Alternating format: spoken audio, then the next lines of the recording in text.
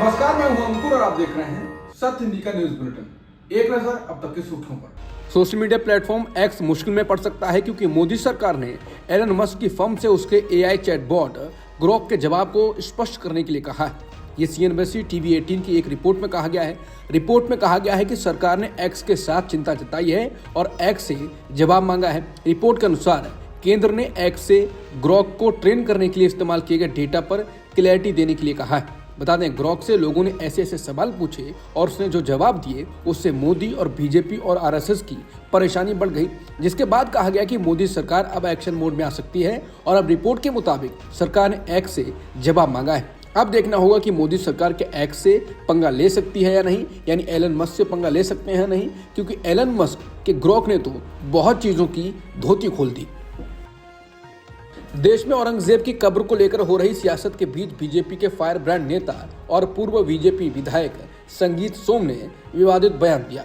सोम ने कहा कि अब सही समय आ गया है कि औरंगजेब की निशानी मिटाई जाए। उन्होंने कहा कि अब काशी और मथुरा में कोर्ट का सहारा नहीं लिया जाएगा, लोग खुद उन्हें ध्वस्त करके मंदिर बनाने का काम करेंगे। उन्होंने कहा कि आज लोग कह रहे हैं कि क्या जब औरंगजेब से हमारे मंदिर तोड़े थे तो वो कोर्ट के शरण में गया, तो फिर आज भी लोगों को कोर्ट में जाने की क्या जरूरत और अपने मंदिर बनाने की जरूरत है। जैसे हमारे साथ हुआ था, आज लोग भी उसी पर उतारू हैं। संगीत सोम मेरठ में होली मिलन समारोह में शामिल हुए थे, जहां उन्होंने ये बात कही। सोम ने कहा कि आज लोगों को शपथ दिलाई कि बाबर की निशानी खत्म करने, काशी में भगवान भोले शंकर का भव्य मंदिर, मथुरा में कृष्ण जी का मंदिर बनाएंगे। नागपुर में मुगल सम्राट औरंगजेब के मकबरे को लेकर शुरू हुआ विवाद थम नहीं रहा है। बीजेपी के नेता और हिंदू संगठनों के लोग इसको बढ़ाने की कोशिश में लगे हुए हैं। इस बीच अब आरएसएस ने इसके उलट बयान दिया है। आरएसएस के प्रवक्ता सुनील अंबेकर ने बुधवार को कहा कि औरंगजेब आज के समय में प्रासंगिक नहीं है और किसी भी तरह की हिंसा समाज के स्वास्थ्य के लिए ठीक नहीं। संघ प्रवक्ता सुनील अंबेकर ने कहा, सवाल यह है कि क्या औरंगजेब आज प्रासंगिक है? अगर हाँ, तो क्या उनका मकबरा हटाया जाना चाहिए? जवाब है कि वो प्रासंगिक नहीं है। किसी भी प्रकार की हिंसा समाज के लिए हानिकारक है। उन्होंने हिंसा को रोकने और शांति बनाए रखने की अपील की। आरएसएस पदाधिकारी के बयान का अर्थ यही है कि औरंगजेब का मुद्दा अब प्रासंगिक नहीं है। जब वो प्रासंगिक नहीं है तो उनकी कब्र हटाने का मुद्दा भी बेकार है। औरंगजेब के नाम पर हिंसा समाज के लिए नुकसानदेह है। वहीं विश्व हिंदू परिषद और बजरंग दल के 8 कार्यकर्ताओं ने बुधवार को पुलिस थाने में सरेंडर कर दिया। इन पर एफआईआर है। इन दोनों संगठनों ने औरंगजेब के मकबरे को हटाने की मांग को लेकर प्रदर्शन का आह्वान किया था, जिसके बाद हिंसा शुरू हो गई। द ट्रिब्यून की रिपोर्ट के मुताबिक चंडीगढ़ से शंभू बॉर्डर की ओर जाते समय 2 किसान नेताओं सरवन सिंह पंढेर और जगजीत सिंह डल्लेवाल को हिरासत में ले लिया गया। रिपोर्ट में सूत्रों का हवाला दिया गया है। पिछले साल नवंबर से भूख हड़ताल पर बैठे जगजीत सिंह डल्लेवाल को अस्पताल में भर्ती कराए जाने की संभावना है। प्रदर्शनकारी किसान यूनियंस के खिलाफ कार्रवाई का फैसला सोमवार रात को आपके यानी आम आदमी पार्टी के शीर्ष पदाधिकारियों और उद्योगपतियों के बीच हुई बैठक के बाद लिया गया। उद्योगपतियों ने चिंता जताई कि विरोध प्रदर्शनों से उन्हें काफी नुकसान हो रहा है। पंढेर को जीरकपुर बैरियर से हिरासत में लिया गया। इस बीच दल्लेवाल, काका सिंह कोटरा और अभिमन्यु कोहर को मोहाली के बेस्टेक मॉल के पास से हिरासत में लिया गया। सूत्रों से पता चला कि शंभू और खनौनी बॉर्डर पर जल्द ही आगे की कार्रवाई की आशंका है। वहीं पंजाब के डीआईजी का एक वीडियो चल रहा है जिसमें वो माइक से किसानों से कह रहे हैं कि सरकार से ऑर्डर हो गए हैं, खनौरी बॉर्डर से किसानों का मोर्चा 101% उठाया जाएगा। हम बल प्रयोग नहीं करना चाहते हैं, आपसे विनती है कि पुलिस का सहयोग करें। चुनाव आयुक्त नियुक्ति कानून को चुनौती देने वाली याचिकाओं पर सुप्रीम कोर्ट में सुनवाई टल गई। समय की कमी के चलते बुधवार को विस्तार से सुनवाई संभव नहीं थी। ऐसे में कोर्ट ने याचिकाकर्ता के वकील के अनुरोध पर सुनवाई टाल दी। कोर्ट ने 16 अप्रैल को मामला सुनवाई के लिए लगाने का निर्देश दिया। बता दें, प्रशांत भूषण ने अनुरोध किया कि सुनवाई के लिए कोई ऐसी तारीख दी जाए जिसमें उसे 2-3 घंटे सुना जा सके। इस पर कोर्ट ने 16 अप्रैल को सुनवाई के लिए मामला सूचीबद्ध कर दिया। केंद्रीय मंत्रिमंडल ने आज वित्तीय वर्ष 2024-25 के लिए कम मूल्य वाले भीम यूपीआई लेन देन को बढ़ावा देने के लिए एक इंसेंटिव स्कीम को मंजूरी दी। केंद्रीय मंत्री अश्विनी वैष्णव ने कैबिनेट बैठक के बाद एक प्रेस वार्ता में कहा कि low value Bhim UPI transactions को बढ़ावा देने के लिए इंसेंटिव स्कीम को 1500 करोड़ रुपए के अनुमानित खर्चे पर लागू की जाएगी। सरकार ने एक आधिकारिक रिलीज में कहा कि छोटे व्यापारियों की कैटेगरी से संबंधित 2,000 रुपए तक के लेन देन के लिए प्रति ट्रांजैक्शन 0.15% की दर से इंसेंटिव ऑफर दिया जाएगा। स्कीम की सभी तिमाहियों के लिए अधिग्रहणकर्ता बैंकों यानी एक्वायरिंग बैंक द्वारा स्वीकार किए गए क्लेम अमाउंट का 80% बिना किसी शर्त के डिसबर्स यानी बांटा जाएगा। कांग्रेस नेता पवन खेड़ा ने कहा है कि आज प्रधानमंत्री मोदी भारत की बेटी सुनीता विलियम्स का भव्य स्वागत कर रहे हैं, करना भी चाहिए, लेकिन ये स्वागत उनकी 2007 और 2013 की भारत यात्राओं से बिल्कुल अलग लग रहा है। जब मोदी गुजरात के मुख्यमंत्री थे तब उनका रवैया सुनीता विलियम्स के प्रति उत्साहजनक नहीं था। 2007 में जब सुनीता विलियम्स भारत आई और गुजरात में अपने पैतृक गांव झूलासन गईं, तब पूरे देश ने उनका भव्य स्वागत किया, लेकिन गुजरात सरकार ने इस ऐतिहासिक उपलब्धि को गंभीरता से नहीं लिया। जहां तक राज्य सरकार ने उनके सम्मान में कोई बड़ा आयोजन नहीं किया, इसका एक मुख्य कारण उनकी पारिवारिक पृष्ठभूमि थी। सुनीता विलियम्स गुजरात के पूर्व गृह मंत्री हरेन पांड्या की रिश्तेदार हैं। हरेन पांड्या तत्कालीन मुख्यमंत्री मोदी की नीतियों के मुखर विरोधी थे और 2003 में संदिग्ध परिस्थितियों में उनकी हत्या हुई थी। 2013 में जब सुनीता विलियम्स एक बार फिर भारत आई, तब भी गुजरात सरकार का रवैया पहले जैसा ही रहा। नरेंद्र मोदी उस समय मुख्यमंत्री थे, लेकिन उन्होंने सुनीता विलियम्स के स्वागत में कोई विशेष आयोजन नहीं किया। ऐसा प्रतीत हो रहा था कि मोदी सरकार ने जानबूझकर सुनीता विलियम्स की उपलब्धियों को नजरअंदाज किया, क्योंकि वो हरेन पांड्या के परिवार से थीं और उनके परिवार ने पांड्या की हत्या की निष्पक्ष जांच की मांग की थी। लेकिन अब जब मोदी प्रधानमंत्री हैं तो उनका रुख भी बदला सा लगता है। आज वो भारत में सुनीता विलियम्स का जोरदार स्वागत कर रहे हैं। खेड़ा ने कहा कि सुनीता ने वो मुकाम हासिल किया है जिस पर हर भारतीय को गर्व होगा। वो इतनी बड़ी शख्सियत बन चुकी हैं कि अब मोदी जी चाहें या ना चाहें, उन्हें उनके स्वागत में पत्र लिखना ही पड़ा। बता दें, अंतरिक्ष यात्री सुनीता विलियम्स 9 महीने अंतरिक्ष में बिताने के बाद धरती पर वापस आई हैं। मणिपुर में हिंसा से प्रभावित लोगों के लिए कानूनी और मानवीय सहायता को मजबूत करने के लिए सुप्रीम कोर्ट के 6 जज 22 मार्च को राज्य के राहत शिविरों का दौरा करेंगे। ये कदम राष्ट्रीय विधिक सेवा प्राधिकरण यानी NALSA के मिशन के तहत उठाया जा रहा है। इसका उद्देश्य प्रभावित समुदायों को न्याय और सहायता प्रदान करना है। बता दें, 3 मई 2023 को मणिपुर में शुरू हुई सांप्रदायिक हिंसा के लगभग 2 साल बाद भी स्थिति सामान्य नहीं हुई है। इस हिंसा में सैकड़ों लोगों की जान गई और 50,000 से अधिक लोग विस्थापित हो गए। लाइव ब्लॉग के मुताबिक इस दौरे का नेतृत्व जस्टिस भूषण आर गवई करेंगे, जो नालसा के कार्यकारी अध्यक्ष हैं। उनके साथ justice Surya Kant, justice Vikram Nath, justice MM Sundresh, justice KV Viswanathan और जस्टिस N कोटेश्वर सिंह भी शामिल होंगे।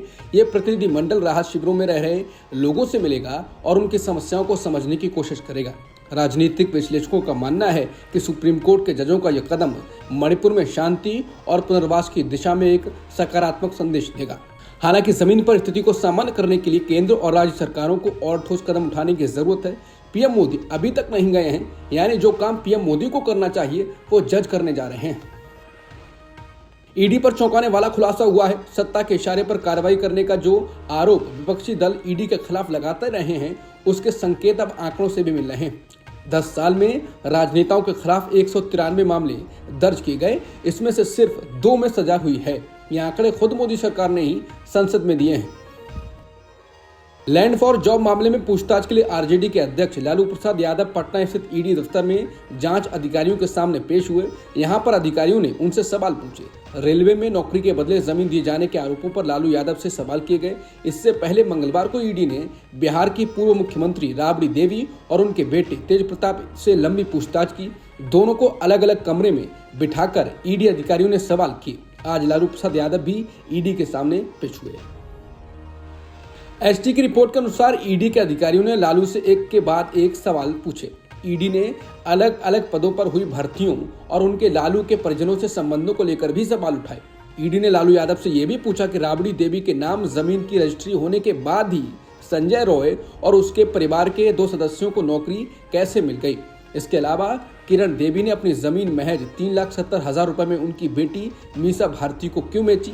मिलने के बाद केस हजारी राय के भतीजे दिलचंद्र कुमार और प्रेमचंद्र कुमार की नौकरी वेस्टर्न रेलवे में लग गई।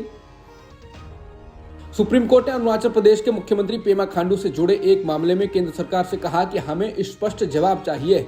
शीर्ष अदालत ने मंगलवार को इस आरोप को गंभीरता से लिया कि अरुणाचल प्रदेश में सार्वजनिक कार्यों के विभिन्न ठेके मुख्यमंत्री पेमा खांडू के परिवार के सदस्यों से जुड़ी कंपनियों को दिए गए। CJI Sanjeev Khanna, justice PV Sanjay Kumar और जस्टिस के विश्वनाथन की खंडपीठ ने केंद्रीय वित्त मंत्रालय और केंद्रीय गृह मंत्रालय को एक रिपोर्ट दाखिल करने और आरोपों पर स्पष्टीकरण देने को कहा। बार एंड बेंच की रिपोर्ट के मुताबिक बेंच ने कहा कि हम वित्त मंत्रालय और गृह मंत्रालय की रिपोर्ट चाहते हैं। सीएजी रिपोर्ट ना तो यहाँ है और ना ही वहाँ है। हमारे पास स्पष्ट जवाब होना चाहिए कि वो कौन से पक्ष हैं जिन्हें ठेका दिया गया है और प्रक्रिया क्या है। यदि निविदाएं नहीं मंगाई गई तो ये बताना चाहिए कि दोनों मंत्रालयों को स्पष्ट रूप से सामने आना चाहिए। हमें यह भी देखना होगा कि इसके पीछे कौन लोग हैं। पश्चिम बंगाल भाजपा के नेता शुभेंदु अधिकारी ने एक बार फिर ममता बनर्जी की टीएमसी सरकार के खिलाफ आवाज उठाई। दरअसल राज्य में 6 अप्रैल को रामनवमी का उत्सव मनाया जाएगा। भाजपा नेता ने बीते सप्ताह घोषणा की थी कि रामनवमी पर राज्य भर में आयोजित होने वाले 2 लाख से ज्यादा आयोजनों में लगभग 1 करोड़ हिंदू हिस्सा लेंगे।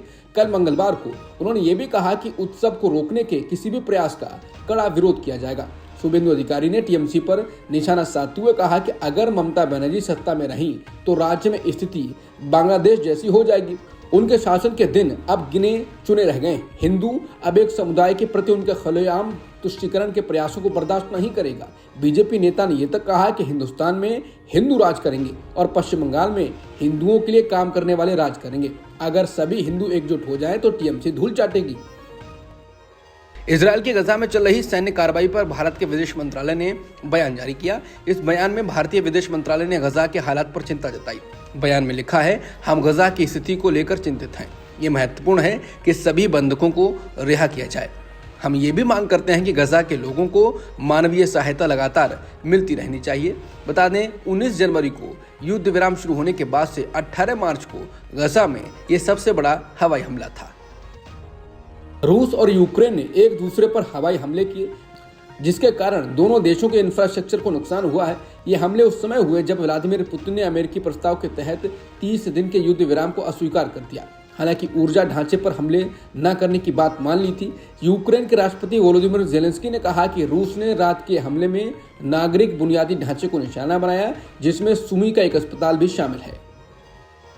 यूक्रेनी सांसद और विदेशी मामलों की समिति के अध्यक्ष ओलेक्सांद्र मेरोजको का कहना है कि रूस के राष्ट्रपति व्लादिमीर पुतिन युद्ध विराम के लिए कभी सहमत नहीं होंगे, क्योंकि यह उनके हितों के खिलाफ है। यूक्रेनी सांसद की टिप्पणी रूस की ओर से यूक्रेन में 30 दिन के तत्काल और पूर्ण युद्ध विराम के अमेरिकी प्रस्ताव को ठुकराने के बाद आई है। उन्होंने कहा कि ये ट्रंप के लिए अपमानजनक है, क्योंकि उनके युद्ध विराम प्रस्ताव को पुतिन ने अस्वीकार कर दिया और अब मुख्य प्रश्न ये है कि वो आगे क्या करने जा रहे हैं। इजरायल ने बीते कुछ दिनों में गजा पर अपने हमलों को और तेज कर दिया है और इन सब के बीच इजरायल के रक्षा मंत्री ने हमास को धमकी देते हुए कहा है कि अगर उसने इजरायल के बंधकों को नहीं छोड़ा तो इजरायल गजा को तबाह कर देगा। उन्होंने कहा कि अगर बंधकों की रिहाई नहीं हुई तो हम गजा को नरक बना देंगे। बता दें कि बीते दिनों गजा पर इजरायल के हमले में 200 से ज्यादा लोग मारे गए थे। इजरायल और हमास के बीच युद्ध विराम के पहले चरण की समय सीमा खत्म होने के बाद ये सबसे बड़ा हमला था। अब तक की खबरों में इतना ही। बाकी खबरों के लिए बने रहिए सत्यहिंदी.com के साथ।